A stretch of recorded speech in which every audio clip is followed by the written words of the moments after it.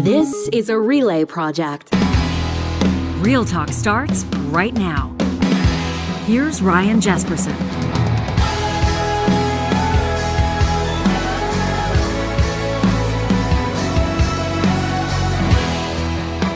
We want to welcome you to what's expected to be one of our biggest shows of the year, John Hicks, and it's the first show of 2025.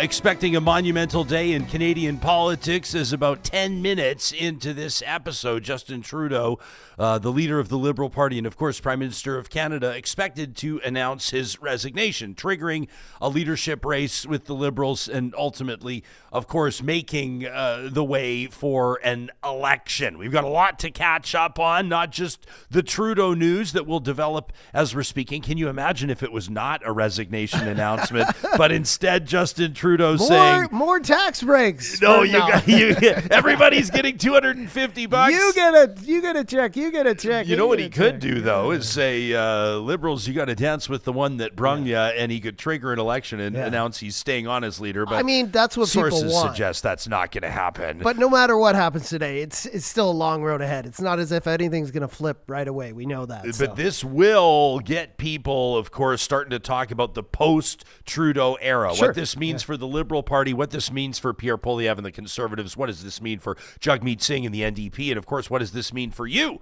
For Canadians, including those that are tuning into this program, Ken Boessenkool, Tyler Meredith, Shannon Phillips will be joining us to break down this news as it develops during the show. I mean, after a decade in power, which really is remarkable, Justin Trudeau expected to announce his resignation, and love him or hate him, there's no denying the impact that he's had on this country since he was first elected back in 2015. You remember that. He came in riding this wave of optimism, promising sunny ways, a new era of Canadian leadership on the heels of course, Prime Minister Stephen Harper. So from legalizing cannabis, which was one of the big ones early on, to advancing LGBTQ2S+ rights, renegotiating NAFTA under extreme pressure, to navigating the country through a global pandemic, through COVID. Of course, his tenure has been packed with big moments, but it's not all been smooth sailing. Far from, in fact. Ethics scandals, rising national debts, what's described as divisive politics, like the carbon tax, has left plenty of critics calling for change, including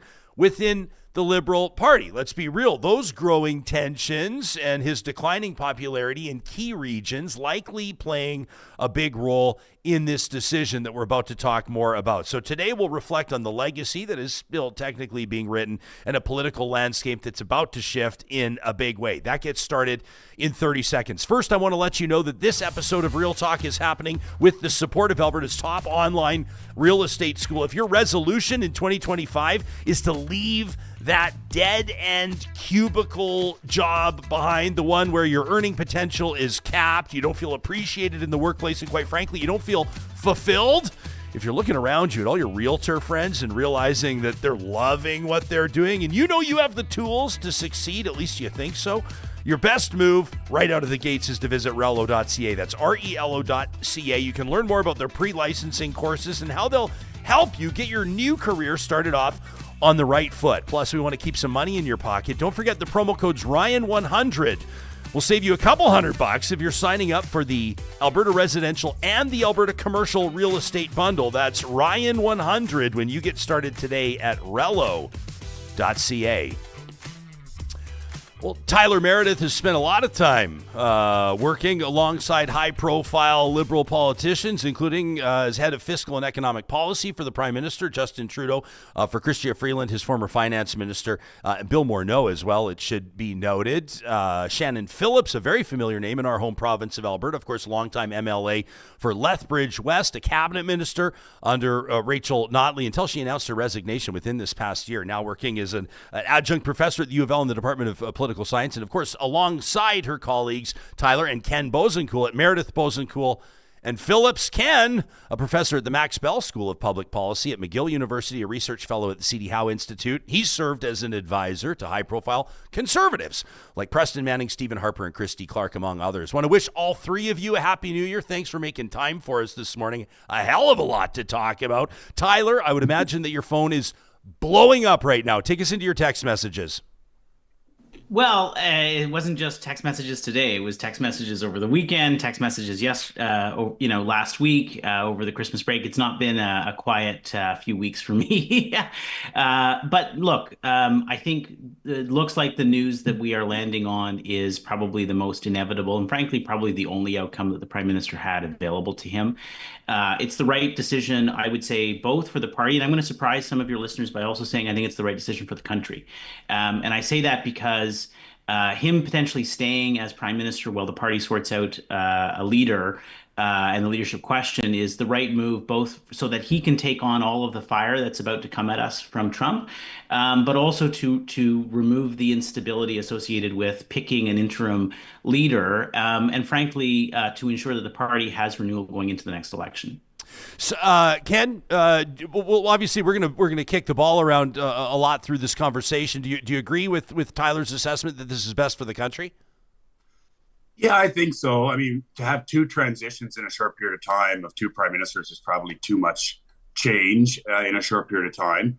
And so I think that may not make a lot of conservatives happy because they want to see the back of them. Although I think they also would kind of like to take him on in the election. I also want to say, having been at Stephen Harper's side during a whole bunch of ups and downs, there's people like Katie Telford and Ben Chin and the whole team. Like, these are tough days. So I just want to do a shout out to staffers who have been through the highs and lows of politics and just say, like, today's a tough day. I've had some big wins and some big losses in my political career, and so shout out to all the political staffers who are having a rough day today. Yeah, that's not like a common refrain in talk shows like this, especially coming from a conservative like yourself, Ken, talking about what some would describe as the collapse of a liberal government. Shannon's smirking, but we live in a day and age of wins wherever you can take them, of sound bites and of swipes and grenades being tossed. Where's your head at as you're watching this develop? Well, I think from a conservative perspective, they're so far ahead in the polls that they could use a little bit of that magnanimity, and they could take some lessons from Ken on some basic decency and conducting themselves in a way that respects our democracy, frankly. This is something that 40 million Canadians are waiting for. There are very, very few Canadians left who believe that Justin Trudeau is the right person to both navigate the challenges that are coming with the Trump administration and chart the country's future. This is a normal and natural development in Canadian politics. Over a cycle of 9 or 10 years, Canadians dispose of their old parties and their old prime ministers and look for change. So in that sense, this is really nothing new, but what is new is the massive challenge to our economy that is coming through 2025. And that is where I think it is incumbent on the progressive parties, both of them, to be far more serious than they have been in terms of their offer to Canadians on what kind of stability that they are offering in response to the threat of Trump tariffs and just general global instability that the new administration south of the border brings. So it's expected, and we'll learn more literally as we're speaking, in just a few minutes. We're recording this live at about 8:43 Mountain Time, 10:43 Eastern. The Prime Minister expected to speak 2 minutes from now. But Tyler, it's expected that he'll announce he's staying on as Prime Minister until a new leader is chosen. I've seen different opinions on whether or not this is the right move. Most of them more critical than supportive of the decision. Where do you land on this? Yeah, it's the right move for a bunch of reasons. One is, I'll be very honest, I'm a Liberal Party member. I've been a Liberal Party activist and volunteer since I was 12. I do not want the caucus choosing the next Prime Minister, and that's no disrespect to the many good people who are in caucus, but they don't have the democratic legitimacy to do that, especially because it would be selecting a Prime Minister who's going to be dealing with Trump. And it avoids the messiness associated with some of the leadership campaigns, I think, who have been jockeying in the course of the last couple of weeks around that question. And it's, as I say, it's the right decision, I think, for the country, just to ensure some stability around who we're dealing with. And to frankly also allow the Prime Minister to take on all of that heat, and then to allow that heat to kind of vent out as we transition into someone new who comes in, depending on how quickly that happens. I think the interesting question that is at the heart of the mechanics of the decision the Prime Minister has taken is also the question of how quickly the Liberal Party can actually run a leadership contest. And it's not clear that the party can actually run the shorter process that I think a lot of people would like, and probably would be, in my opinion, good for the party and the country to have a quick process. But we'll have to see if it looks looks like he's going to stay and they also prorogue, that will put a lot of pressure on the National Executive Board of the Liberal Party to decide what a process is and whether they can get that in 60 days or so that this is resolved before the end of March. I don't think they can get there. I think it may run a longer process. And I think that's where the conversation is going to go in the next 24 hours. Ken? Yeah, go ahead. I was going to say, I've been nice, so now I'm going to turn the tables a bit. It's not a secret that Justin Trudeau's been unpopular. It's not a secret that Trump is going to be president on January 20th. And so in some ways, I feel it also would have been good for the country if they would have done this a little earlier and saw the writing on the wall and maybe stepped down in the summer and said, look, we need a leadership process. We can't be in the middle of uncertainty when Trump is becoming president. So I think Justin Trudeau's done a disservice and the party's done a disservice, and whoever could have made these decisions earlier, if this would have been done and taken care of in the fall, we'd be in much better shape. Well, Tyler, this is something, he was adamant. He wanted to fight Poilievre in an election. He was adamant that he wasn't going anywhere until he was. And then as everybody sort of got set to break for Hanukkah and Christmas, it just became apparent that this was a sinking ship. Everybody making the walking in the snow references. What do you think ultimately changed? Was it the changing tone within the caucus cabinet? It was Christopher Freeland. 100% it was Christopher Freeland. Like the only reason we're having this decision and this series of events today, as opposed to what could have happened the last time the Prime Minister said that he was going to take reflections on the matter back in the fall when the caucus was having a debate about this, is because of what changed on December 16th with the decision that Minister Freeland made to resign and to reopen the question.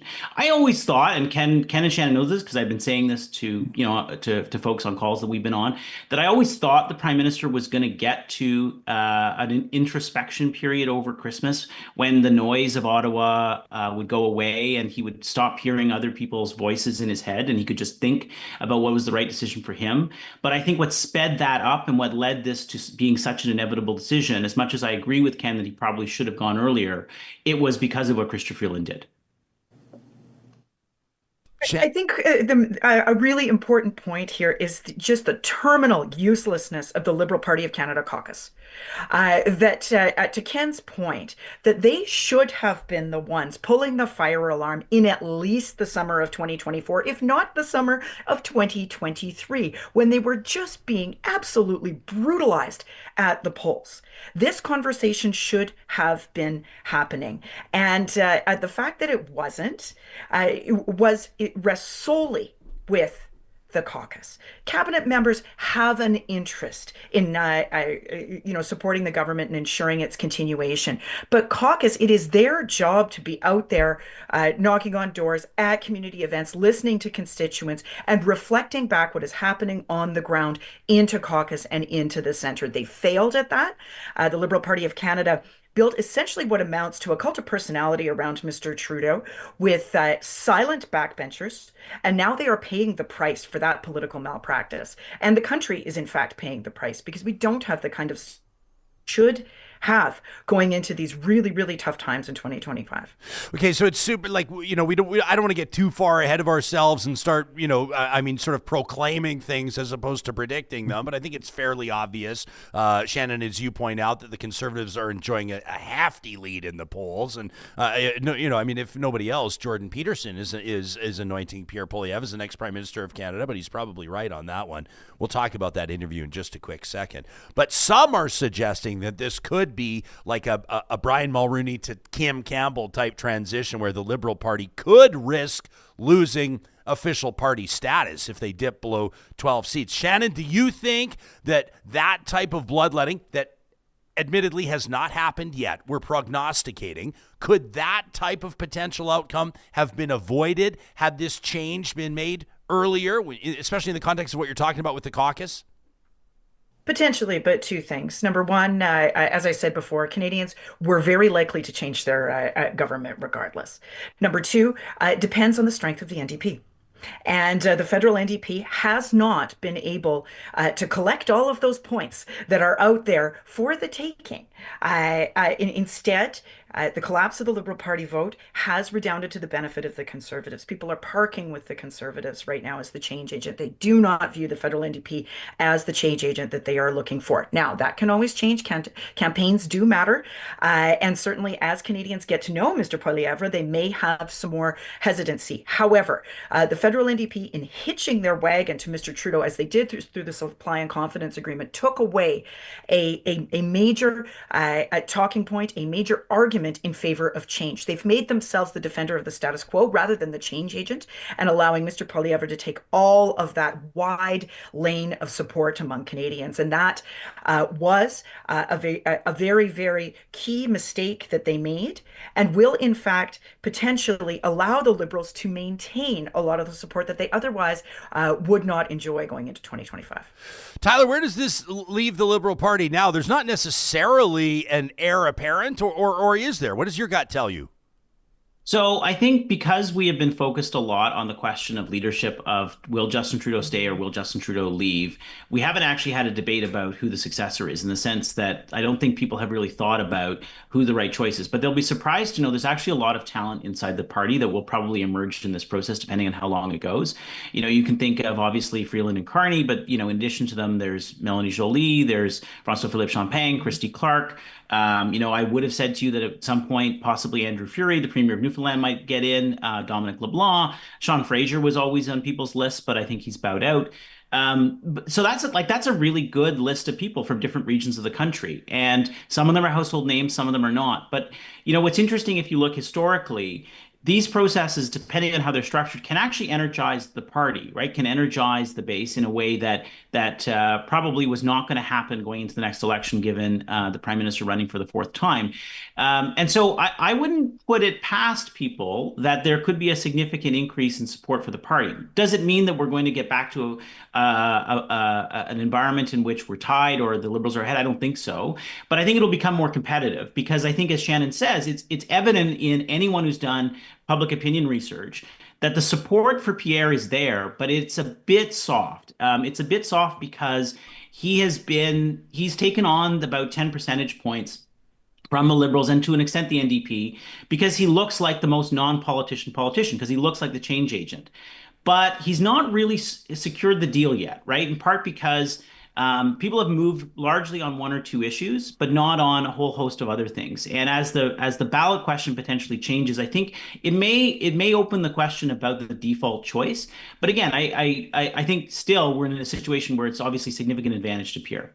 Ken, how does the Prime Minister stepping down impact or influence Conservative strategy right now? Does it change course, or do they stick with what they've been hammering away on, up to this point?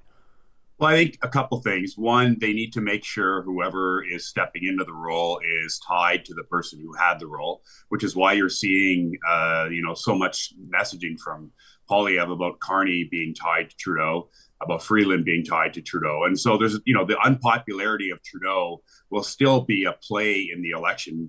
Conservatives just need to make sure that whoever's replacing him is tied back to him. But secondly, and probably way more importantly, is just the economic record. And whether it was monetary policy or global events or whatever, we've experienced inflation in the last number of years under Justin Trudeau that we simply haven't experienced for 30 or 40 years. And inflation is a cancer on politics, and that cancer is going to infect whoever the incumbent is. And so that's going to be a wall that's too high to climb for any new leader of the Liberal Party, and it's something that Poilievre will have in his back pocket going into the next election. Shannon, there's some talk that Liberal Party members, maybe even members of caucus, sort of felt like Trudeau had taken the party too far left. I guess the party could swing back or self-correct. There's a number of directions it could go on depending on who wins the leadership. But do you think that this represents an opportunity for the NDP or even the Greens to gain some ground with progressive voters? There is an opportunity for the New Democrats. There's no question about it. But it remains to be seen whether they will seize it. Even from even small things like Mr. Singh taking himself off of TikTok, which was the one place in 2021 where he was actually communicating with voters. We've seen the NDP themselves out of a lot of the communications opportunities and ability to position themselves as agents of change vis-a-vis Trudeau. They are trying to do this kind of, economic populism in which they talk about corporate greed and so on. But really, the villain in Canadian politics is Justin Trudeau.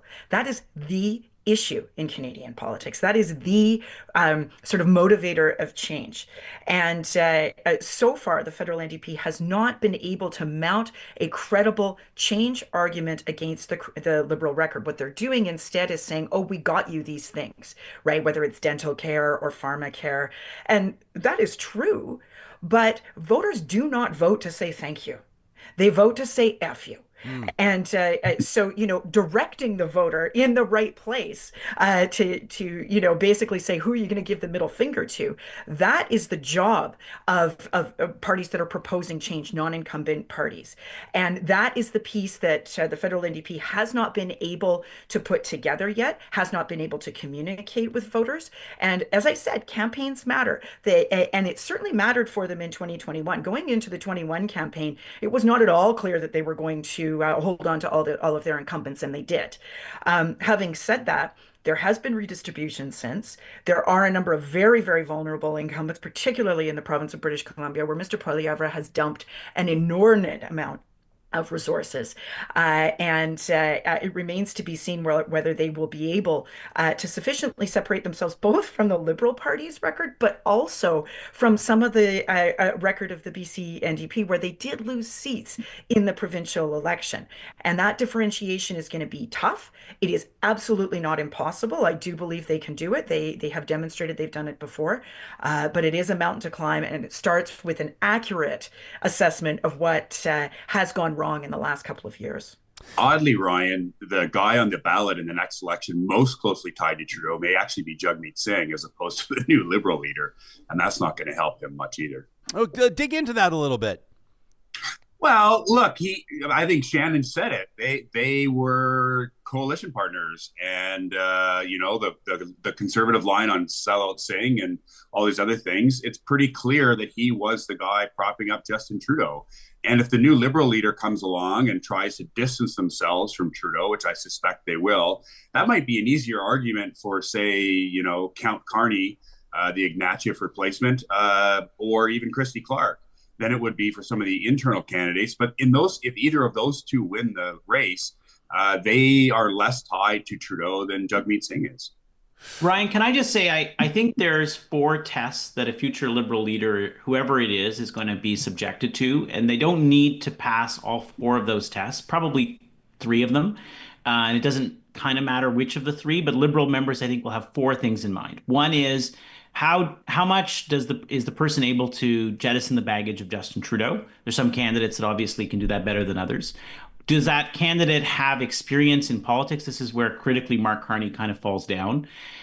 3, what do they represent as change, both in their narrative, where they come from, who they are, so that they can, be an alternative change agent to Poilievre in the next election and to Singh, as both Ken and Shannon have described. And lastly, how do they play in Quebec? Because that's an important beachhead that determines any government's path to victory, regardless of who and which party that is. And it remains an important beachhead for this government. Tyler, I don't want to just take the comment for granted and move on. When you talk about who can jettison the baggage of Trudeau, who can jettison Trudeau's baggage, let's spell it out. What's the baggage? Like, if you ask some people, it's his hair and his socks. I want to talk about actual track record, and we'll go around the circle on this, but Tyler, you first. Yeah. So look, it won't surprise you that I think he actually has a very solid legacy that in 4 or 5 years is going to look quite good, whether it's because of things like the Canada Child Benefit, the expansion of CPP, getting TMX built, GHG emissions coming down for the first time, conservation, investments in AI and ZEBs, right? Like a lot of that stuff largely will endure, even the response to COVID, right? And much of it, I think, will, obviously the carbon tax will probably go away if there's a change in government, but a lot of that stuff will stay. The issue that I think a lot of voters are saying is, look, I'm just tired of Justin Trudeau. I can't necessarily explain why, whether it's just because of fatigue with time or because of inflation, as Ken has said. People have their own own different sets of reasons. They just want Trudeau gone. And in some ways, if you ask them specifically about the individual policies, they love the policies that the government is doing. In fact, a lot of the stuff the government has done in the last year and a half or 2 years as it's tried to put forward new ideas that reinvents themselves with voters will say in and of themselves they like, whether it's dental care, the capital gains tax increase, etc. They just don't like Trudeau. And so as long as Trudeau is there, it doesn't matter what he does or what the government does, anything he touches kind of has soured. And so the baggage is almost a question of like, how distant are you or how much were you associated with being in the government, whether you were in cabinet or you're viewed to being part of Team Trudeau. And up until December 16th, Chrystia Freeland probably had a significant challenge on that front. What she did with that tactic, whether you like it or don't, and a lot of people in the party I think are upset about it, she reinvented herself. She did what Kamala Harris couldn't do, which is to articulate some sets of reasons of things they disagreed with. And I think as we go into a leadership process, people who step forward are going to have to answer the question, would they have done anything differently? Ken, what's your assessment of what Trudeau's actual legitimate baggage is? Where would you hit him on as a conservative strategist, let's say? One of the most stunning things about Pierre Poilievre's lead is how many young people, and by that I'm old now, so I can say people under 40. How many people under 40 are voting for him? You know, the coalition that voted for Justin Trudeau in 2015 is now solidly in Pierre Poilievre's camp. Why is that? Because none of those people have ever experienced inflation. I have a 33-year-old daughter. Price of chicken has gone up by 20% in the last number of years, and when she feeds my grandchild and her husband and goes grocery shopping, like that price of chicken is not going to come down 20%. And that is the first time in her life that she has experienced an increase in prices. And I just think that is, I said it before, inflation is a cancer on political leadership.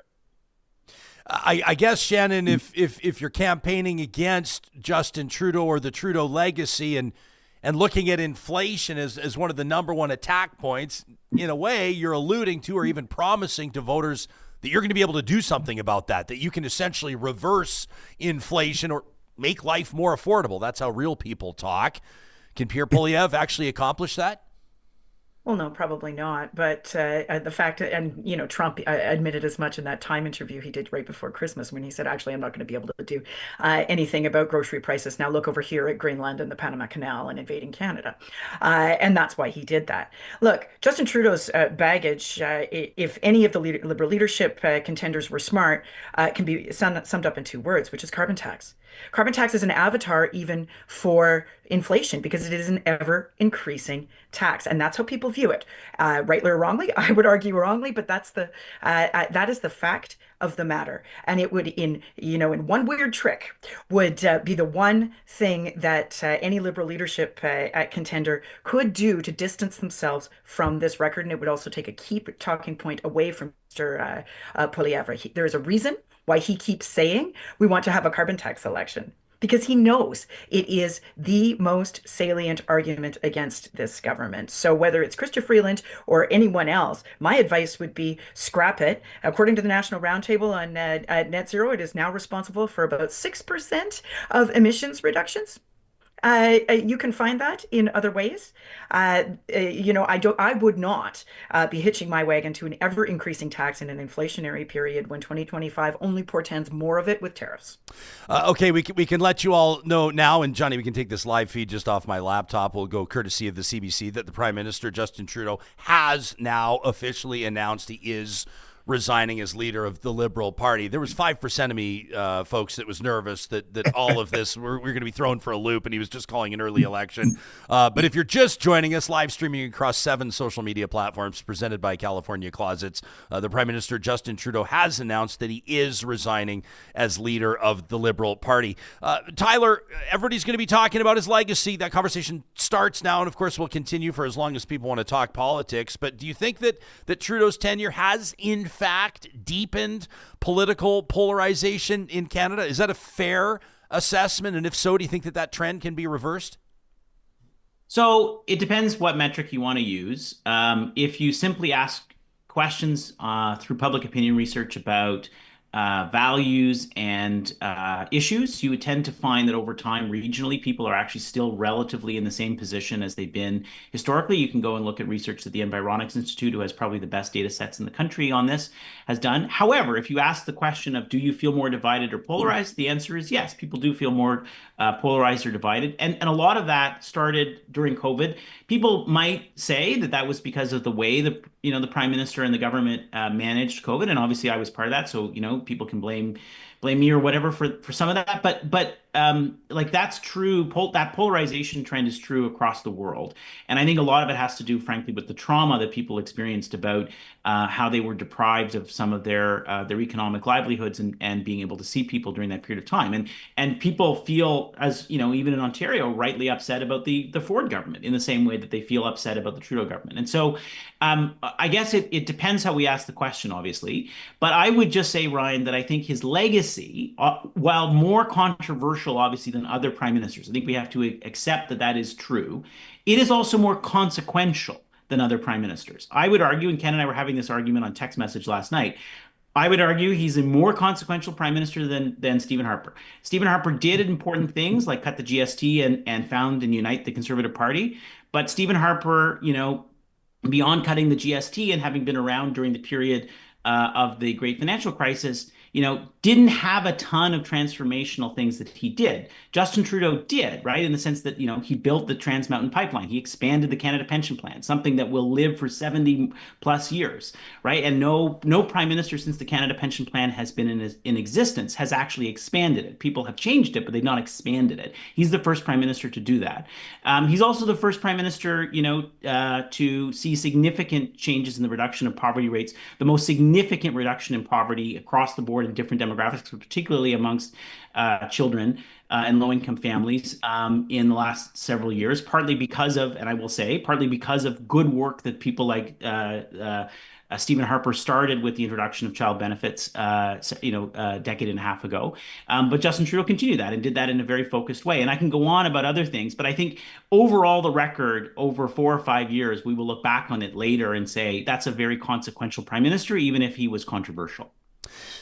Ken, with Trudeau's resignation, what changes, if any, do you expect in Canada's relationship with the United States, particularly in trade and energy? I mean, the looming story right now globally, as you alluded to 10 minutes ago, is the inauguration of President Donald Trump. January 20th, he's back. I can't answer that question until I take Tyler on a little bit, which is to say, when Stephen Harper ran in his fourth election and did very well, and Justin Trudeau never got that chance because he's so unpopular. So I think the verdict of Canadians will demonstrate that Harper went out on a higher note than Justin Trudeau. Sorry, and if I could just say, and to reinforce Ken's point, I think I'd have to go back and check this, but I think with this resignation, depending on when the date is of the changeover, I think Harper will have lasted longer.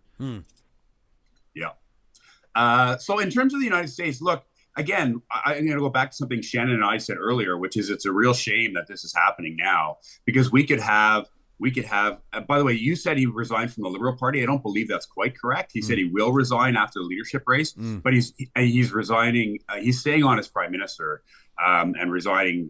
Yeah, that's an important distinction. So he's still going to be the leader, but we're going to have Justin Trudeau until March or April. We're going to have a new leader of the Liberal Party for a short period of time. And then we're probably going to have Pierre Poilievre, all the while we're having a new president of the United States. And that's 3 turnovers or 3 different leaders in a short period of time. And I just think that's not good.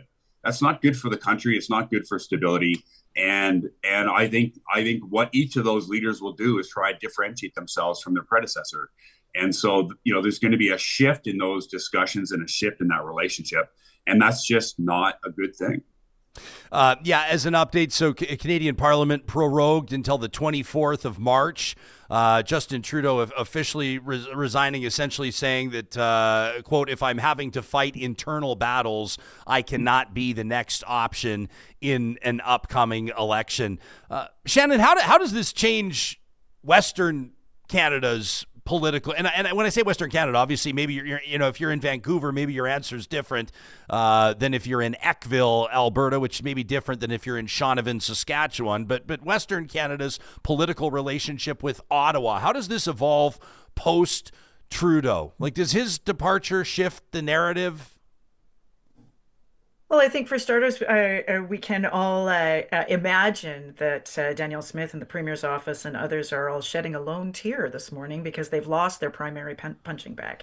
And while that legacy will live on, as Ken said, with any subsequent leader being, hitched to Trudeau's wagon, I think, at least rhetorically by the Conservatives, the fact is that this was an easy deflection point for Conservative premiers to be able to blame someone else for healthcare or other affordability or other problems facing voters. And so it's a sad day for politicians like Danielle Smith and others, and because they've lost that target. Having said that, if you're in Shaunavon or Eckville, one of the things that you are breathing a sigh of relief around is probably that this stalls or even kills the emissions cap. And while, again, that provides that particular issue provided a good foil for Conservatives out west here, and another target for grievances and Western alienation, the fact is it wasn't great public policy. And so in this time of instability for our energy exports and access to the U.S. market, it's probably a good thing that that's been stalled. And the machinery of the federal government, it'll be both good and bad. There are a number of developments around clean, so on, and certainty that we could have with the continuation of this government and continuation of this parliament. But there are a number of pieces that sort of stall as government goes into caretaking mode. Sorry, can I just clarify one thing? So the fact that government is prorogued, cabinet can still issue regulations. We're not really in a caretaker period. That doesn't exist. The government can still do things in this period of time and will be doing things. What it deprives them of is legislation. And so that effect is going to be most pronounced as it relates to any new authorities the government needed potentially to deal with Donald Trump.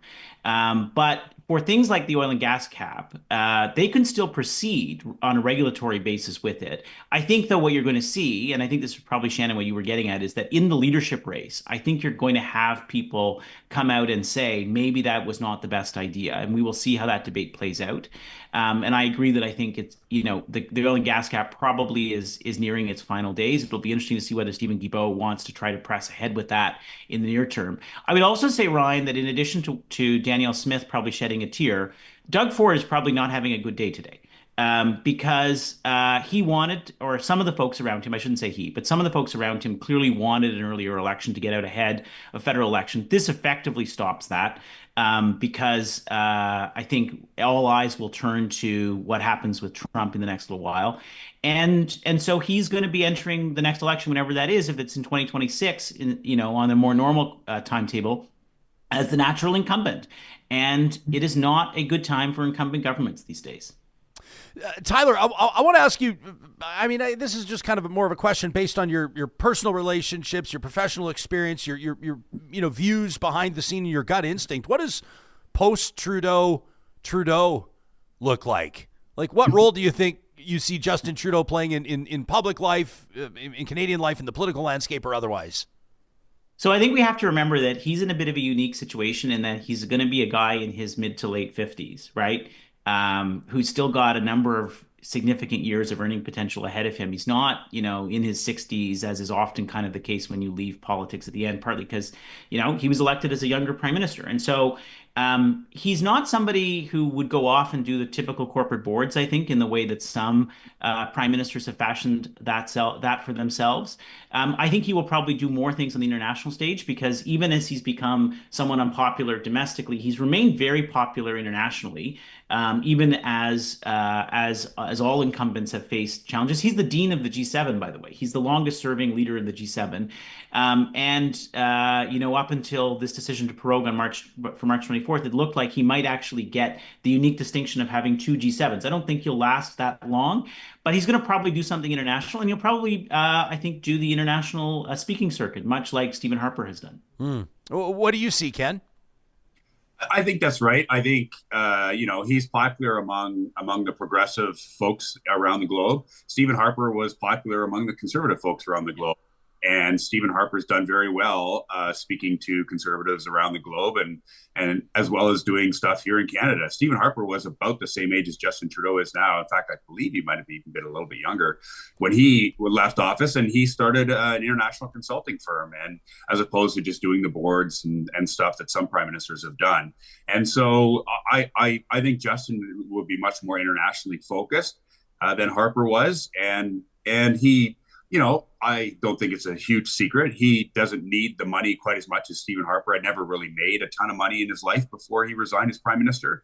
And so his consulting practice was important for him, whereas Justin Trudeau has a bit more natural wealth behind him, shall we say. So the pressures on him will be different. Okay, if my math is correct, Stephen Harper will turn 66 at the end of April this year, which would have made him 56 when he lost the election. Justin Trudeau resigning at age 53, for whatever it's worth. But there you go. Lots of runway ahead of both of them. We've asked you all to stay until 1 minute from now. Tyler, I can tell that your phone is blowing up as you're talking to us. Ken, you've got your skis waxed and sharpened and ready to go. You're about to hit the slopes. But Shannon, how can we not, before we depart, do a quick round the circle and get you to lead us off on an announcement that's now obviously completely overshadowed, at least for now, and that is that Alberta NDP leader Naheed Nenshi will seek a seat in Rachel Notley's former riding of Edmonton Strathcona, not in the city of Calgary, of course, where he served 3 terms as mayor. Everybody was speculating when and where Nenshi might seek his seat. You think it's the right move for him to seek a seat in Edmonton? Take us into how this changes the game. Oh, 100% it's the right move. And certainly the membership, at least the folks that I have talked to, Edmonton Strathcona obviously has a very large and folks are really excited to be represented by the new leader who has brought a tremendous amount of energy to the party. And so this is a natural place for him to hang his hat. Edmonton Strathcona is, of course, a very safe seat. It wasn't always that way. My first election campaign was in 1997 when Raj Panu won it by 50 votes. So there's no question that there's a lot of energy there and a lot of enthusiasm for the new leader there. He does need to be in the House.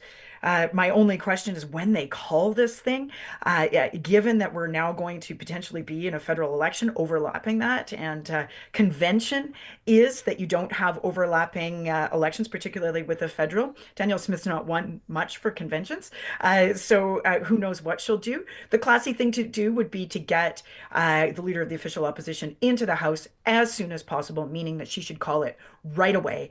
The party is ready, and it is the right thing to do for her as well. As premier, she has to lead the province, and part of that is having a functional official opposition. And so I look forward to Mr. Nenshi being in the House and being able to hold the government to account. In our Real Talk live chat powered by Park Power, Vamp Fashion says Nenshi's such an incredible coward to not face Calgary voters. He should be proud of his track record there. Tyler, do you buy it? Does it matter where he's running? Look, I'm the one non-Albertan on this panel, so I'm not sure that my opinion matters a ton, but I would say that I would have thought he'd want to try to test the waters in Calgary to demonstrate that, because obviously the seat-rich Calgary is where governments are kind of won and lost, especially NDP governments, that you would want to show that you have the reach in a place that you used to represent. But I also understand the reason that you take the first opportunity when it avails itself, and Rachel's seat being available, obviously would be an opportunity not to pass up. I guess I would just say, like, I've seen in Ontario, right, because I'm involved in Liberal politics in Ontario, and our leader does not have a seat in the legislature. Not having a seat in the legislature makes it incredibly difficult to get the kind of traction and attention that even an official opposition party, which is not what we have at the Ontario Liberals, but that, like, not having the seat means that you're out of the frame more often than you're not. And I just think the sooner he can get into the legislature, the better. Ken, last word to you before we wrap, and you can go skiing. What's one storyline you're keeping an eye on in the Alberta political landscape now that Nenshi's announced he'll seek that seat? Yeah, I'm just down the Powder Highway from where Justin Trudeau was skiing last week, and I promised my partners I won't be resigning next week. Look, Nenshi has been invisible, And he has been utterly, utterly invisible. And Danielle Smith has dominated almost all the news in Alberta. And for the sake of the NDP, I hope this means he now becomes visible and actually gets some traction. And he's a municipal politician jumping into a provincial fray. He's an anti-party politician jumping into a party. And I would say he hasn't managed either of those transitions very well. And now he has his best chance to show that he can, be a member of a political party and be a member of a team and not a sole warrior, and B, that he can manage get on the provincial agenda by being in the legislature, because so far he's done neither of those things. Make better policy with Meredith, Boessenkool, and Phillips. You can learn more about what they do by visiting their website, mbpolicy.com. To be quite honest, to the three of you, we're pretty thrilled that we had you all lined up to join us on our first episode of 2025. Doesn't get any more exciting than this for the politicos. We've been talking to Tyler Meredith, Ken Boessenkool, and Shannon Phillips. Be well, you three. Thanks for doing this. Cheers. Thanks we for having us. appreciate it. Thanks, Ryan. Real Talkers, let us know what you think about this. Of course, if you're joining us live, like many of you are, watching on X and on LinkedIn and TikTok and Instagram and Facebook. All the things. You can check in on our live chat, chime in. We'll be going to that again in just a second, powered by Park Power, your friendly local utilities provider, or you can always send us an email as well to talk@ryanjesperson.com. We've got a lot to get to. We haven't even talked about Pierre Poilievre's interview with Jordan Peterson. Oh, yeah, we got a few to million get to that. people have watched that already. That released just a few days ago. And then, of course, other political news of the day. It's great to be back with you, Real Talkers. And right now, what a pleasure to welcome to the Real Talk family a new partner, and that is North Road Investment Council. You know, successful saving can create unexpected challenges, and that's where North Road Investment Council's experts come in. Marshall Carey and the team are your steady hand and a studied voice to guide you through wealth and investing. Plus, their one-of-a-kind digital risk advisory protects you across the board. Connect today at northroadic.com. Athabasca University is ready for you if your 2025 resolution is to better prepare yourself for new opportunities in the job market. To learn more about fields or areas of study that have grabbed your attention and not let go, AU offers world-class accredited online degrees and courses designed so you can complete your education wherever and whenever it works for you. Put simply, your only commute is to your device. And with more than 50,000 program and course alumni from over 100 countries, the track record speaks for itself. Learn more about how AU works at athabascau.ca. And a shout out to our friends at Friesen Brothers. Johnny, we had a chance to visit beautiful Jasper National Park. Oh, yeah, I saw over it. the New Year's break. lucky And guy. I'll be talking to you more about that on My Jasper Memories coming up Beautiful. on Wednesday's Yeah. episode. That'll I be thought- January 8th. I thought we'd get the long version this week. Oh, you'll get the I can't long wait. version presented by Tourism Jasper. Noah Bear's first skate. And so we were beautiful. very excited about that. But of course, we stopped in Hinton at Friesen Brothers, the original community. Now Friesen Brothers, 17 locations, if you can believe it. And 2025 is a big year for this family-owned business. 70 years, that's Friesen Brothers participating in community. They truly understand what that means, including just a few months ago helping raise $150,000 in support of the Jasper Volunteer Fire Brigade. Together, we make a real difference in our community, and a big part of that is with Friesen Brothers. Alberta grown and Alberta owned. Shout out to Ken K with the $5 super chat. Says a great start to the year, gentlemen. Happy New Year, Ken. Oh, really appreciate that, Ken. If you're just joining us, I doubt that you're just learning for the first time of Justin Trudeau announcing that he'll resign as leader of the Liberal Party, of course, triggering a leadership race and probably, I think safe to say, changing the Canadian political landscape. Trudeau appearing in front of Rideau Hall, and I saw a couple of comments in our live chat from folks saying that view there, the black door in the background, the foliage behind the Prime Minister is taking them back to those COVID press conferences. Yeah, it does where kinda the Prime remind you, Minister eh? would appear and address the electorate. You just as a Canadian, Johnny, I think that the voice that you bring to the show, people always appreciate. You call him how you see him.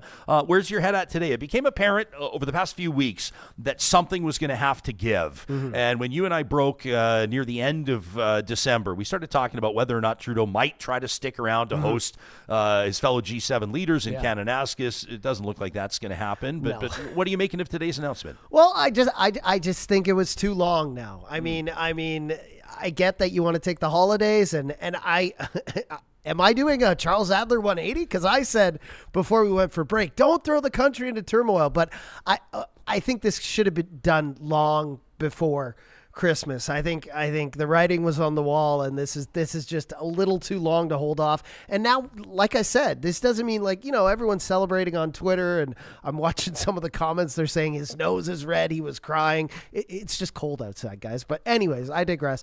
I just think that now, it's going to take it's at least 90 days until they can even put a new party leader in. You can't have an intern PM. You're either PM or you're not. So I just feel like, I'm going to do a 180 here and say that maybe this should have been done back in October, back in September, because this is going to be a long, drawn out, process that I think everyone thinks is just going to flip right away. It's not. It's going to be months before we see any sort of significant change here. Well, right? but I think that maybe he felt that in October that he could save it. Sure. And then I think that the interviews that Trudeau is granting. We've probably we have so much to catch up on. Trudeau's interview with Mark Critch, the Canadian comedian, actually pretty funny and great interview. Do you think that the booze on set was props, or do you think they were drinking real booze? I always wonder that, because when you look at TV sets and stuff, when they're drinking whiskey in movies, it's iced tea. Yeah, exactly. So I'm wondering that. But great photo. If you're watching,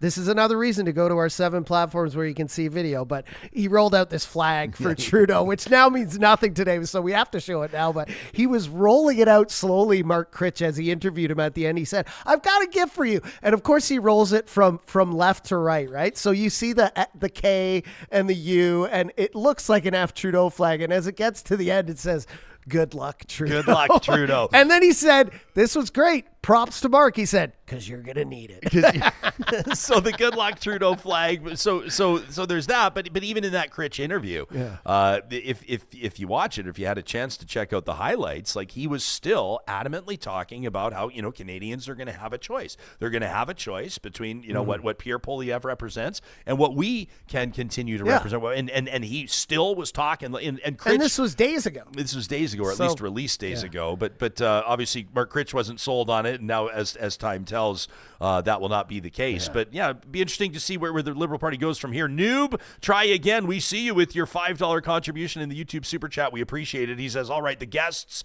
didn't name who they think will be leading the Liberal Party. And I don't blame Tyler Meredith for not essentially going with his lead horse, because, Tyler's kind of part of that machine. And I think that's it's tough to get people on the record, people Christia? In the circle, to start talking about who they think the next leader is.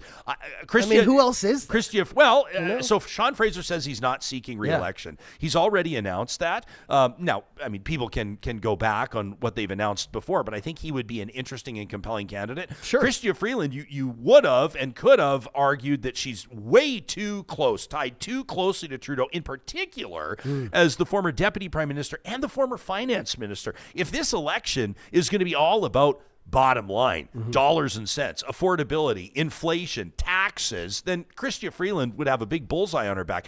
Did she effectively distance herself enough from Justin Trudeau with her snap resignation, with her surprise resignation a few weeks ago? It's like I can see a mile down the road what you were saying, because I was just going to say, if the chance is any that she has, it's that she was so wronged by him, and that we know she's pissed about it, and that she left so quickly, and that she resigned, and I think that works to her favor, right? But again, I don't see anyone else other than Christia Freeland. Mark Carney is one that I think sort of like an obvious one that people might say he's got the credibility as a former governor of the Bank of Canada, the Bank of England. He's smart guy when he was on the show. He's credible, not necessarily directly tied to Justin Trudeau, or not too closely tied. You may have some, I don't know if you call them sleepers, but credible candidates. Anita Anand could grab some people's attention. Maybe, could be interesting, and there may be folks that come out of the woodwork woodwork. I mean, it happens maybe more in American politics than Canadian politics, but like, you know, is there a compelling public personality that might come out of nowhere? Maybe somebody that's not currently involved in politics that could garner enough attention and enough support to change the channel on Trudeau, so to speak. I'm intrigued by the Christy Clark option as well, former Premier of British Columbia. Sure. You know, I know that Clark has her critics, obviously, and has her supporters as well. Whether or not she's kind of the quick fix for the Liberal Party would remain to be seen. But I think that's a name that I wouldn't gloss over. So Noob, try again. I recognize we're not necessarily answering your question. If you're asking me to say who do I think is the number one contender, I don't know if there is one there. If I had a gun to my head and had to pick, I guess I'd probably say Mark Carney. But yeah. I don't know. I mean, I don't know if Chrystia Freeland's interested in the gig. If so, I do just feel like the fodder, the ammunition that Pierre Poilievre and the Conservatives would have would be significantly stacked against Chrystia Freeland. And the rub she has with Donald Trump is not a good one. So I don't know that would be the best choice. But again, Ryan, like I just said, I assumed in the back of my mind, I didn't say it on the show, that he was just going to run again. He was going to go up against Poilievre. Even if he was going to lose, he wanted to have that battle. And for him to wait this long, I'm not sure that anyone you put in there, unless they are at total odds with Justin, which I don't know who in the party is right now, is going to have a fighting chance. So, I mean, we started calling this about, 14 months ago. And on the show, people got angry at us. But, you know, it's becoming more and more apparent that, you know, Pierre Poilievre is going to be the next Prime Minister of Canada, so we just better start preparing for it. Jason, we see you in our live chat, powered by Park Power, says, I've never voted Liberal. Jason's never voted Liberal. He says, but I'm mature enough to know that Prime Minister Trudeau governed for every Canadian and had their back when it was most needed. That's an interesting comment from somebody that's never voted Liberal. Meantime, Justin of Balgony. Justin, I think I'm picking up on the pacing of your comment. Na, na, na, na. Hey, goodbye. Justin of Balgony is bringing the tunes and the chants into our live chat today. Doobie says it'll be Chrystia Freeland because that's the best way to assure the same results as America just got. Interesting. I mean, a lot of people are talking about which prime minister, which leader, which personality, which elected official could best negotiate or best deal with Donald Trump. I don't know that that's the... I don't know. Like who?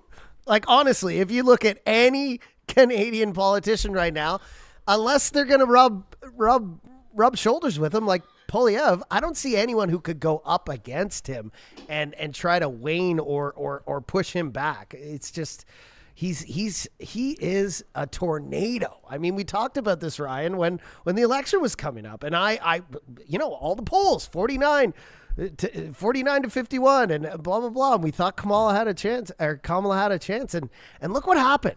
You'd never underestimate that crazy guy over there in the States. Why don't we pull up the woke clip you want to go to the Peterson from Pierre interview? Poilievre on the Jordan Peterson interview. I mean, I'll never forget that this would have been the second time that I interviewed Justin Trudeau. The first was shortly after he had won the Liberal leadership. That was way back when. Feels like an eternity ago, doesn't it? Before he was Prime Minister of Canada. The second time I interviewed him in person was in a terrestrial radio studio, and he had just been elected. They still have those? For a while. for a few more months. And he had just been elected Prime Minister. He'd been Prime Minister for a number of months, and the political landscape, I guess that's not true. He had been Prime Minister for about a year because Donald Trump was looking like an election win was going to be possible in 2016, and ultimately, of course, beating Hillary it was, as everybody knows. And I remember talking to Justin Trudeau at that time and asking him, how are you going to deal, if Donald Trump is elected president of the United States? And it always felt kind of wild to even be saying that. He was the host of The Apprentice. Back the first time? He was Donald Trump. He was the host of The Apprentice. We were it was like, nah. But it kept but it's trending fun. up, started looking more and more like it was going to be possible. Yeah. And it was asking that same sort of a question without the benefit, of course, of hindsight, and asking how are you going to deal with, how are you going to negotiate with, talk to us about what your relationship's going to look like with Donald Trump. And what I do remember about that interview, talking to Justin Trudeau, so this would have been like, let's say like early to mid, it was probably spring into early summer of 2016. He was just very hesitant to laugh or scoff or quip about it. Like he was treading very carefully. I think we spoke for 25 minutes that interview.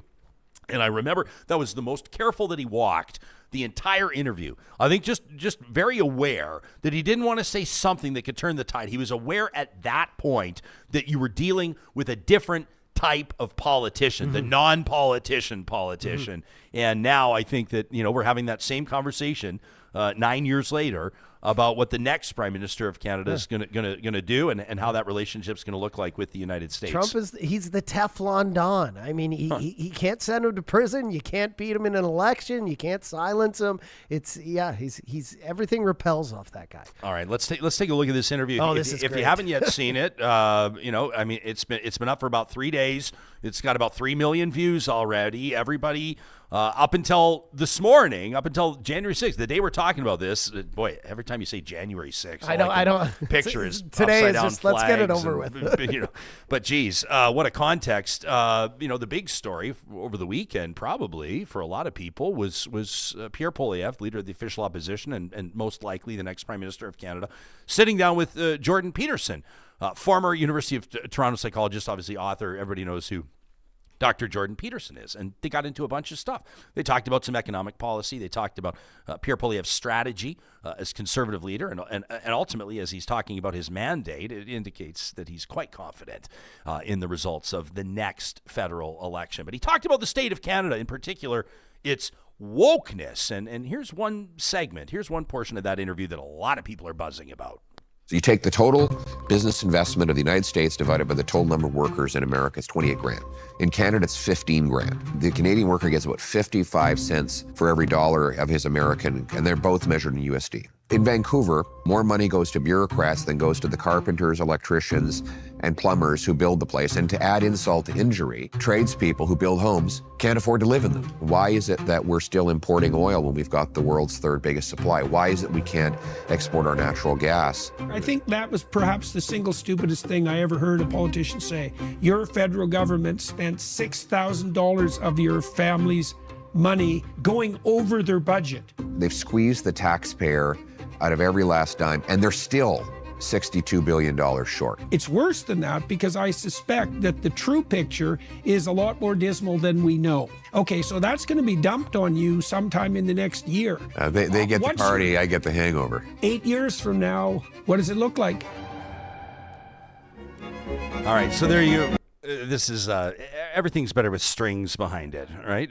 But that's obviously that one talking about this deficit and the debt, and Pierre Poilievre gets into that. As a matter of fact, why don't we tee that up, because I do think that that conversation continues. That was the teaser, and the two of them start talking about budgets and deficits and giving some insight. I saw a lot of you in this chat as we were talking to Tyler and Ken and Shannon about affordability and about inflation and about the implication that if it's Justin Trudeau's fault, that the next Prime Minister should be able to turn it around, especially if they promise to do so. So if you're looking for insights into where Pierre Poilievre is on that, well, here it is. The deficit this year was $61 billion. That was last year's deficit. Last year. And there's 40 million people in Canada. And so that's $1,500 per person federal overspending. And that's $6,000 essentially per family. So just for everybody watching and listening, your federal government spent $6,000 of your family's money last year going over their budget. That's just what they spent in excess of what they had originally budgeted. Right. And that's on top of having among the highest taxes in the world, with our 53% highest marginal tax rate, plus carbon tax, plus high payroll taxes, plus high business taxes, plus high capital gains taxes. So they're taking in more money than ever before. They've squeezed the taxpayer out of every last dime, and they're still $62 billion short. Right. And that's just one level of government, by the way. Then the provinces have deficits that compound the federal one. So we have way too much government, and we need to reduce the size and cost of government and unleash the power of the free market. Okay, so there you have it. And Jordan just chomping at the bit to get in. Like he just wants to agree. But you know what I liked about great that? interview, but like no challenges. Well, but I mean, what did you expect, right? I mean, it's friendly territory, and it's kind of funny for a lot of people. You're either okay with interviews on friendly territory or you're not. But sometimes I guess it depends on which friendly territory you're talking about. I actually didn't mind. I kind of liked how Jordan Peterson laid it out. And, well, it talked about how, here's the deficit. And if you look at the population of Canada, here's how that breaks down per person. I'm sure that economists could say, well, here's the flaw in that way of thinking, or here's why that doesn't. But, it's in so many ways as when you talk about government as a business. People say, well, you can't look at government like a business. That's not real, But I kind of like it in the sense of when you hear something like $62 billion. This was the fall economic update that Chrystia Freeland was supposed to announce. Yeah. She resigned hours before she was supposed to announce Who that. would want to announce Well, who wants to go in front of Canadians and drop that number? But I think when you put it in context of population, it's a bit of a wake-up call. Like, it actually does provide some context for people to better understand it. All right, we got that wokeism one. Let's cue that up. Here we go. For our live listeners, there'll just be a quick audio blip, but we're going to clean it up on the podcast. Okay, here we go. By the way, put aside race, this obsession with race that wokeism has So they get into reinserted. Well, invented even. Invented in many. And by the way, put aside race, this obsession with race that wokeism has reinserted. Well, invented even. Invented in many ways. When I moved to Toronto, it was as race blind as any country, as any city could be. Right. Right. And that's flipped. And it's flipped because of that obsessive concern with race, right? That was something we 100% did not need in Canada, right? We basically, what would you say, imported and invented racism in Canada, right? As a consequence of policy. Wokeism seeks to divide people into these different groups and subgroups, and we see the results in a 250% increase in hate crimes. But we're going to get back to the basic principle that people are judged based on their individual character and humanity rather than by their group identity. And that is actually, ironically, the most unifying thing we can do to bring our country back together. And as Lincoln put it, to bind up the nation's wounds. So kind of an interesting exchange there. I've seen the critics of the interview kind of mocking the fact that two white men have declared that racism is not a thing and they're going to get it all figured out. But in all seriousness, I do think that there is a conversation to be had. I mean, I know that wokeness or woke is a very polarizing word and a very polarizing phrase. But I also know what I see around me among Canadians, and I do get a sense. I mean, did you see this news of the University of Alberta as an example? And Costco today. Pretty interesting. DEI stuff, yeah. The University of Alberta moving away, so announced President Flanagan, moving away from equity, diversity, and inclusion policies, basically stating that they're not abandoning the general principle of it, but that they're going to focus more on, that they believe that the terminology itself, DEI, as it's often known, has become polarizing in itself. Yeah, and Costco. And I think that's significant. Costco's board of directors also announced on the weekend that they're conducting an evaluation. Well, this kind of leaked. They didn't announce it. It got pushed out, and they're going to publish a report basically on the risks of their company maintaining its current DEI development and everything they do. So, yeah, this stuff is all in question, but I think DEI is a good thing. So, but I don't think that it's something that you can't just evaluate every now and then and see that it's working the way it should be, right? Yeah. So Flanagan, at University of Alberta says, the shift at U of A, quote, more than a change in terminology, says it reflects a deepened commitment to creating a university community where everyone can thrive. Says Flanagan, for some, the language of DEI has become polarizing, and I agree with that. Totally. It says focusing more on what divides us rather than our shared humanity. Some perceive an ideological bias at odds with merit. Says it's not the university's role to take ideological positions, but rather to create an environment that encourages dialogue, mutual respect, and the pursuit of knowledge. And so what are they replacing this with? Well, they've got their new buzzwords. What is it? They've got their new catchphrase as the University of Alberta becomes the first major Canadian university to embrace access, community, and belonging. ACB? So there you go. AC, ABC. It should be access, belonging, and community. That's what I was just going to say. The ABC. Marketing was wrong. Well, some marketing firm definitely got paid $145,000 to come up with access, community, and belonging for sure. Yeah. But ABC, so access, belonging, and community, replacing DEI. Yeah. I don't know if I buy that the wokeness or the wokeness that Pierre Poilievre will argue defined Justin Trudeau's tenure, and there were elements of that. Like there were moments that I think even Liberal supporters kind of cringed at. You know, whether or not Justin Trudeau was joking or not, I'm not sure that he was. But he remember when the college student asked him a question about mankind, and he said, we prefer to say people kind, like that kind of stuff. Yeah. Those were the types of things where people just went, oh my gosh.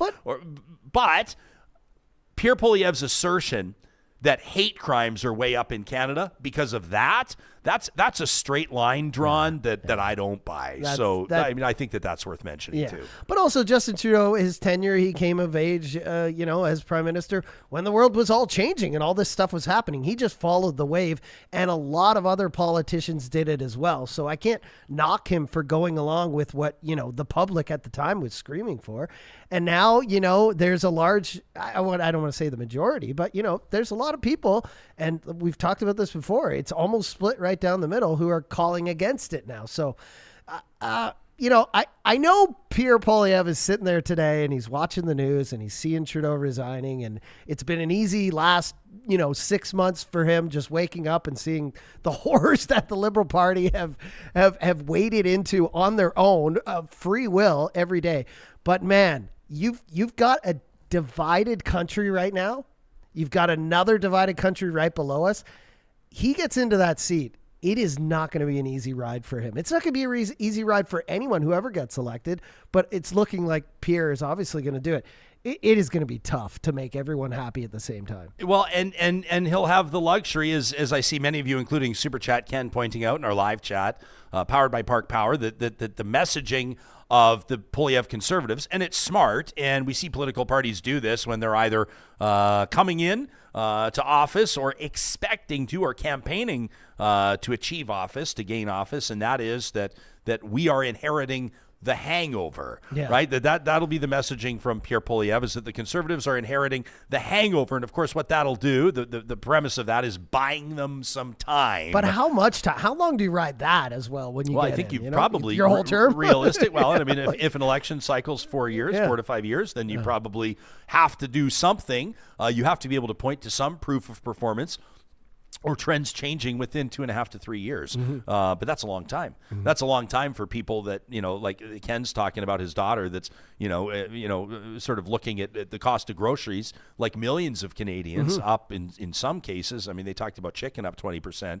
I see anecdotally people posting about beef, people posting about all kinds of things, berries, produce, that they're trying to put on their family dinner table that's costing them way more now than it did. And 3 years feels like an eternity. Now, interest rates are coming down. The cost of borrowing is coming down. We're seeing that the inflationary pressures are reducing, but that doesn't mean that life's easy for anybody right now. They're not going back to anywhere they should be to be comfortable. But I really loved Ken's point, too, about the young people who haven't been through really bad inflation, who are this is a big stain right on Trudeau the whole time. So maybe he will. Maybe Pierre will ride it, 4 or 5 years. He'll keep talking about Trudeau because everything that's happened, he will pose as this takes a long time. Justin Trudeau messed up this country for so long. We're doing our best kind of thing.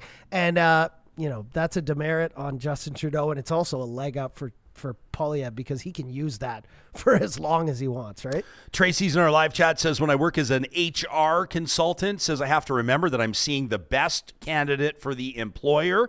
That can skew results. She says, as a career practitioner of 25 plus years, I've noticed this on the DEI conversation. In addition to merit, more and more employers are embracing diversity and inclusion, but not so much equity. Tracy says equity can oftentimes work against merit, which is an interesting point. Would love to hear from you on this. If you have lived experience or some insight into this, Love when real talkers like Tracy chime in talking about their professional experience. This is something that you're encountering on a day-to-day basis. You can send us an email to talk@ryanjesperson.com. A reminder, we take our fieriest emails every Friday, our final episode of every week, and present the flamethrower, that courtesy of the DQs of Northwest Edmonton and Sherwood Park. They're all real emails of real talkers. The hottest takes sounding off. Talk@ryanjesperson.com is where you can send those. Make sure you put the flamethrower in the subject line, presented by the DQs of Northwest Edmonton and Sherwood Park. Yeah, it's fascinating to see even where our live chat is at. I mean, these are, I guess right now, you take a look at our live tuning. We've got, about 1,500 of you right now having conversations about what a post-Trudeau Canada looks like. And if you're just tuning in right now, make sure you check out the top of this episode, the beginning with Tyler Meredith, Ken Boessenkool, and Shannon Phillips. I appreciated Tyler taking on the question of what post-Trudeau looks like. Probably a step out of the limelight, but it'll interesting to see as a former prime minister, 53 years of age, somebody who's seen basically his marriage, a separation, and ultimately the dissolution of his marriage, and a significant player, like him or not. Trudeau is a significant player on the global stage, and so you have to assume that there will be opportunities there. But the talk right now today, what is the future of the Liberal Party? What is the future of this government? What is the future of the Conservatives? And of Jagmeet Singh and the NDP look like as well? There was a lot of talk about, Jagmeet Singh basically propping up the Liberals so he could preserve his pension, so he could secure his pension. I think there was more to it than that. He will be able to point to progress on dental care and on pharmacare. But will Jagmeet Singh be the next federal leader to depart his party? A lot of people will be wondering about that too. Yeah. You can let us know what you think. Again, talk@ryanjesperson.com. There's other stories to cover.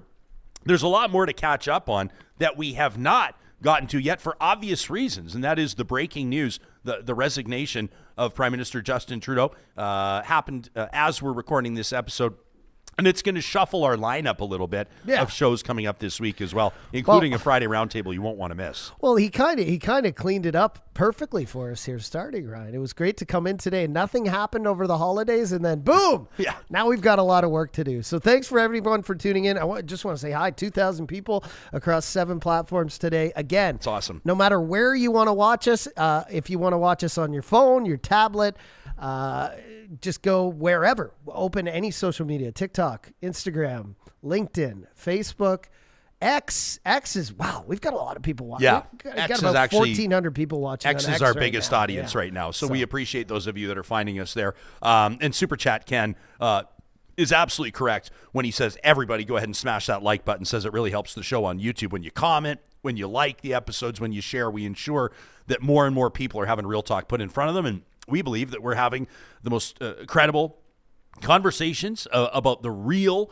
political issues and the stories that matter most to Canadians, including our audience, generally based out of Western Canada. But of course, as we welcome Real Talkers, we did our Spotify Wrapped at the end of the year. It was pretty neat to see that we had subscribers in 37 different countries. We want to give a shout out to those of you that are joining us. Can't believe it. Some of off the UAE and the Philippines and Thailand and Costa Rica, and just awesome to see. And I'm going to do this every day.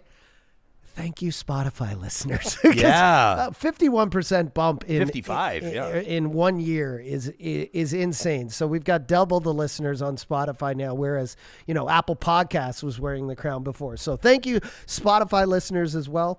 And do you got any New Year's resolutions? I was going to ask you off the hop, but obviously I don't really want to talk about them. I don't really want to talk about it. I would rather just mine's keep to it go quiet back to the gym. I haven't been and yet. do it. Keep it quiet and do it, and not promise and not talk. Everybody you don't want to put it out there? I would rather have somebody in May or June come up to me and say, "Hey, did you?" And I go, "Thank you for noticing." I did. Yes. As a matter of fact, instead of crowing about, I have been doing jaw exercises. I do really feel like this time of the year is a great time of year. I mean, some people are cynical about New Year's resolutions. I don't mind them. I know that the success rate of resolutions are very low, but at the same time, for everyone that doesn't work out, you'll find somebody that says, on January 1st of 1974, I swore off smoking cigarettes, and I haven't smoked, which is awesome. And so I want to give a shout out to everybody that's made a New Year's resolution that's aiming and endeavoring to better themselves. Did you say to go to the gym? That's something. I grew up in evangelical circles. There's a lot of talk about accountability partners. Yeah. You and I could be accountability partners. That'd be we could maybe awesome. fit in one workout every week together. Yeah, mine Something isn't like that. mine isn't to like go hard 5 days a week, but I want to go this evening, right? I took our full, I didn't wake up January 1st and say I'm going to go to the gym. I took your advice, Ryan, which was I was saying I'm going to do this you said to me, John, don't do anything until January 6th. I demanded that you relax. I didn't even come in the studio. We did not have a single email related to work. We did not chat on Slack about a single prep item. So, I do want to go tonight, though, and hit the gym. And, I'm not forcing myself to go every day, but I just want to get back in there because I used to be a pretty steady Eddie guy. About 5 years ago, I was like a 3-4 day a weeker. So that's mine. And then just everyone lays off a little of everything. I'm going to lay off the booze and the sweets and the rough food that I ingested over the holidays for the month of January. But that could also go too far. Like, props to everyone who's doing dry January. I love you to death. I'll support you. I'll come out and have a water. I won't have a drink when we have lunch or whatever in the next few weeks. But I'm personally am not dry January. It's okay. It's okay to also to not have dry January. Yeah, sure. March to the beat of your own drum, I say. And if you're looking for, John and I to be your accountability partners, and you would like your New Year's resolutions read live on the show, you just let us know. Please. You know where to find us. Yeah, I love that.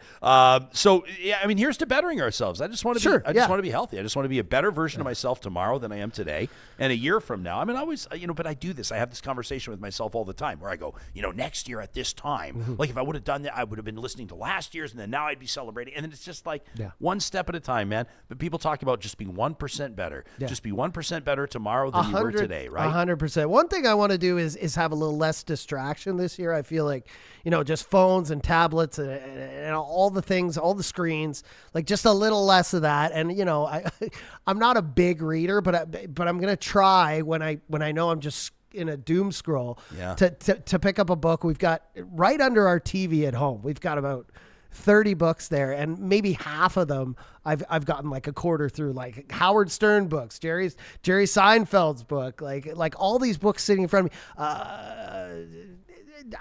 There's a bunch. I could start with one. Yeah, Lemmy's book. I got halfway through it. It's such a good book about the life of Lemmy from, one of the greatest Motorhead, rockers of all time. Yeah, and just pick up one of those instead of doom scrolling, and just being a little, like you said, just being a little better, recognizing that, like, the doom scrolling, the constantly, trying to evaluate yourself and compare yourself to others, that kind of stuff I want to kind of. If you want to eliminate doom scrolling, I don't know if your habits are the same as me, but keep the phone out of the bedroom.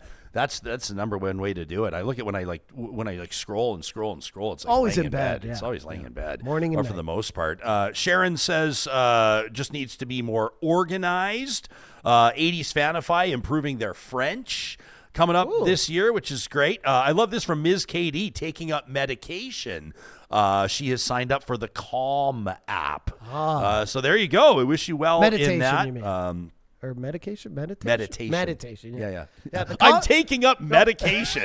That's what I was. Well, if you're trying to get yourself right, however you're going to do it, medication is fine too. But man, the Calm app is absolutely incredible, and I always forget about it. Like after I've had a stressful night when I come home, and I'm like after an event or whatever, I'm like, oh, I forgot. The Calm app is such a useful tool to just turn on. You can pick different people's voice. They got Matthew McConaughey on there, like reading you bedtime stories now. All right. I got to hit that up in 2025. How about this from Travis, who is keeping his New Year's resolution achievable? He says, be nice in the Real Talk live chat and don't get muted. Don't get muted. Well, there you go. We could have a fun conversation about this, because we do see people questioning from time to time, hey, how come I got muted? Or why did I get timed out? And your number one job when you're flying the plane is not to be getting into the muck and mire and into the weeds and conversations on the Real Talk live chat. Do we want to talk about rules of engagement for 30 seconds? Give Real Talkers some insights into what can earn a temporary muting? Sure. There's only really one rule, and that's insults and name calling. I love when people get into it. I love when two people are arguing in the chat. Go at it. Have a debate. Just don't call people names and resort to that, that usually means you're losing the debate, first of all. And again, when I time you out, I'm not trying to ban you or say I disagree with you or I think you shouldn't be in the chat. I'm simply doing what your parents did when you were younger. I'm giving you a few minutes to just look at what you've said, look at the thread and be like, maybe I could have approached that a little better, right? Like, we don't got to come in here all rainbows and roses every day. Although I do want to say today, first show back in 2025. Very, very, very calm in there today. Yeah, very, relatively very speaking. Nice, yeah. Relatively speaking. And that's a Even shout out with to what's you, going Real on in the Talkers. world. It's honestly so good to be back with all of you. And we've got a big week in store, including Professor Timothy Caulfield, who I know is an audience favorite. He's got a new book out. It actually drops on Tuesday, on the 7th of December. He's going to be joining us in studio. Now, our plan will probably change a little bit. Always does. In the context of what's happening with the federal political landscape and all of the obvious things. So we will go to work behind the scenes on kind of, rejigging the weekly lineup, but we're not going to cancel or bump Professor Caulfield. So we'll keep him on the show. Plus we'll have you covered on political commentary and then, kind of move forward going from there. You can always send us your suggestions, guests you would love to see on the show by sending us a note, and you know where to find us. We're easy to find. I want to put UCAN Youth Services on your radar as we head into 2025. If you're like me, maybe you've taken some time to sort of, look over where your involvements are in the community, maybe where your donations are going or the organizations that you're choosing to support in the year moving forward. The team at UCAN Youth Services is accomplishing remarkable things. You can check out their website at ucan.ca, a nonprofit charitable organization dedicated to helping young people out of harm's way. We're talking like 18 to 25 years old, onto a path of economic independence. You can check out their Relentless podcast, their docu-series on their website. That's ucan.ca. If you know a young person that's struggling with finding or keeping employment, make sure you check out ucan.ca. A big shout out to our friends at California Closets. I know for a lot of you, getting organized or decluttering is going to be a big part of your 2025. I'm one of them. I'm actually deciding, John, whether or not I'm going to take my decluttering journey public and make it like an ongoing Instagram story, maybe like a minimalism game kind of a thing. I've got some work to do in my closets. The good news is that mine is more a matter of quantity. I've got too many t-shirts and too many socks, but they're all beautifully organized. If you're starting from square one and you really, really need some help, whether that's in your primary bedroom, it could be in your storage room, your laundry room, the second bedroom, the guest bedroom, the boot room, the garage, California Closets, experts in custom closets and storage solutions for the entire home. And it all starts with a free design consultation. You can learn more about their approach by checking out some of the work that they've done already. I guarantee you'll be wowed. You'll be inspired when you visit californiaclosets.ca. And a shout out to the team at Complete Care Restoration. I'll tell you, man, more coming up on our Jasper visit during My Jasper Memories on Wednesday, but I'll tell you, as you make your way through that town, number one, a story of resilience, a story of bouncing back, but there's a lot of work to be done out there, and a lot of that work is being accomplished by the team at Complete Care Restoration. For more than 25 years, they've been restoring properties and rebuilding peace of mind. They deal directly with your insurance company, so you can take that worry, take that hassle off your plate. Nobody does professional property restoration better than the team at Complete Care Restoration. You can find them online at completecarerestoration.ca. So we typically, the first episode of every week, courtesy of our friends at Kuby Renewable Energy, will focus on a story that, restores our faith in humanity, a silver lining. Oftentimes, it's a story that's been passed along by you, something that just made your day and maybe allowed you to hit reset on something, a ray of sunshine, so to speak, a positive reflection where we harness positive energy and renew our faith in humanity. But Johnny, this one developed just yesterday in real life, a real talker in real life, and I thought, you know what, this just feels like a positive reflection. How cool to be at my son's basketball game and to feel a tap on the shoulder and to meet a real talker in person. Shalaine, such a huge supporter of the show, was there as well. Her little guy playing basketball too. And as she posted on her Instagram, randomly ran into, as she says, her favorite podcaster. Thank you so much, Shalaine. Asked if we could snap a quick photo. Of course, I was more than happy to oblige, and we had a quick chance, Johnny, to chat about her favorite parts of the show. Nice. What she loves, why she hangs out with us and Real Talkers in community every single day. And how cool is it that she had the proof right there of her status as one of Real Talk's biggest fans with the Real Talk vinyl decal, our hashtag decal, right there on her coffee travel mug. How cool was Look that? at this. This is awesome. Shalaine says that maybe we should consider new merch, coffee travel mugs. And I said, well, if you keep this up, Shalaine, maybe we might have to name you our director of merchandising. She said, well, if you talk to my family, they'll tell you that I pretty much already am. We love it, Shalaine. All of this to say you made my day. As anybody who puts it out there at their job, as anybody would feel when someone comes up and lets them know that they value what you bring to the table and that they're proud to be a member of that community, Shalaine, you were my positive reflection. And if you represent this community, let me just say you represent it beautifully. Thank you for being a wonderful friend of the show, and to all of you that make Real Talk part of your 2025 routine. We're so very grateful. You know, you can find our merch online at ryanjesperson.com. We got a few more mugs left. We got our snapback caps. We got our vinyl decals, t-shirts, and more. The merch link, you'll find it right there at the top of the page at ryanjesperson.com. Positive Reflections is proudly presented by our friends at Kuby Energy.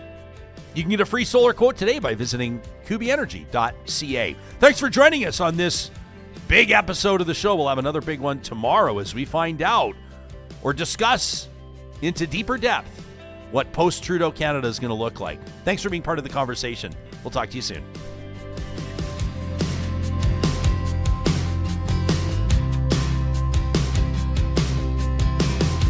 Real Talk is hosted by Ryan Jesperson, executive producer Josh Dunford, technical producer John Hicks, general manager Katie Cook-Chivers, account coordinator Lawrence Derlego, human resources Lena Shepard, website design Mike Johnston, voiceover by me, Carrie Skelton.